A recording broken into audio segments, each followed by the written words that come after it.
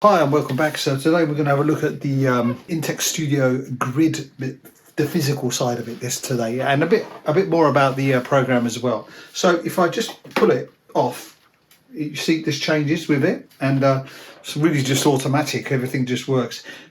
Build quality, very nice and sturdy. Not cheap, not cheap plastic. It's plastic, but and the knobs are, these are kind of got the indents so you can feel them when they turn, and they are clickers. These are the EN16s, and they're very nice. So you can just pull them apart and put them back together. And even if I take this one off, then take that off, it will disconnect automatically, all sort of go out. These rotary knobs are great. These are great. These are great. They all have multi-functions. So if I put it back together, put it back on, you'll see everything just automatically finds itself. The MIDI inputs just come back on. Then if I touch it, it all follows, right? Okay. So I've got this assigned here to my Surge synth, Surge XT, which is free, as I said in the last video. And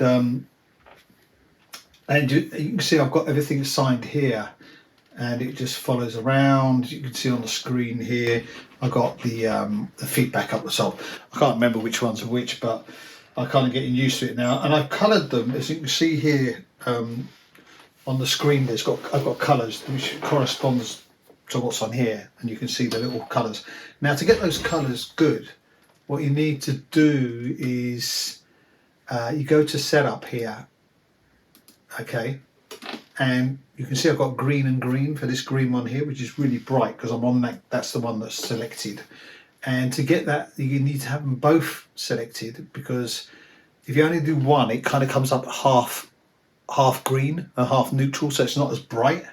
And so I found that out after playing around with it, and that was, didn't take me long. A lot of this information you can find out on the Discord page, which I'll put a link in the description to the Discord page, and you can see a lot of information on there. And as you can see, I've got this. This was quite difficult to figure out how to do, but I figured it out. Why did I get the grid? I reached out to Intech Studio, and they very kindly sent me these modules, but I asked for precisely what I needed. What I wanted was something to complete this lot here. Is that these shortcuts? If you can, I'll just close this down. If you see here, if I press on that knob, that opens up, and I've got all my shortcuts written down here, and all the shortcuts here. Now, I showed this in my first video, but I just wanted to explain why I did this. Is because these markers here, these 10 markers here, are already assigned to stuff, right? So like if I want to repeat this, I can repeat that. If I want to go to undo, this undo is already in there. I've even got that on this here. Hold on, just take my new Adam headphones off. Just did a video on that. So these have got controls on it as well. But I use this as the main transport. Although the transport here, I've got it running as well. Yeah, and I've got this one running here. So I've got two transports now, which I didn't have before. But anyway, these are all mapped out, and that's great. But 10's not enough. So I've got all these mapped out to things like search plugins, for example. For number one, if I'm on here and I want to insert a plugin, I'll just go number one, and that will open up my search plugins. And I'll just go to look for the plugin, and that's really good. And then so if I want like a software instrument, I can just go software instrument, and it comes up straight away. If I want a new audio track, it's number 8 here. Yeah, and if I want to delete that, this number 3, delete that one, it's number 3 again. And so it's really practical. And once you get used to that, having that, it's kind of like you just get this rhythm going, working really fast. And of course, this is dedicated to its own ecosystem, where I've got the console one on most tracks. But then this controls all the extra third-party plugins, which I have a lot of. I mean, I don't only use console one, and I think to be stuck in one ecosystem is a bit limited. but I really wanted faders and I really wanted this control here. And now I've got this control software, this Softube.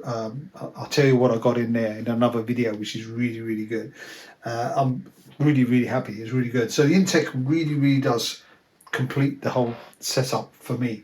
And I mean, you know, a lot of people might want different stuff, you know, and they might want a different setup. But this really is working for me. I mean, if you look at just like if I go here, I mean, I can just go up, select, or select straight the channel, the actual thing that I want, like this, the actual track that I want. I can select here, or I can select here, or I can just go up and down here, or I can go up and down pages like this here, and then select, you know, anything like that. It's really good. And of course the colours follow, so I'm really happy with that. So then, like for example, if I want to insert silence, I've got this selected here, and I can just go insert silence. I don't have to go up and click on insert silence up there, remember where it is. Or if I just want to go to, say, I want to do I want to remove silence from a track. Say I've got that program to number 6 here. So then that opens up and I can remove the silence. There aren't any silences there, so I can't do that. So yeah, so it is really practical, and once you get used to it, it really becomes fast. Anyway, so that's my take on the grid, the Intech Studio Grid. Hope you enjoyed the video. If you did, like, subscribe, and I will see you soon. Ciao.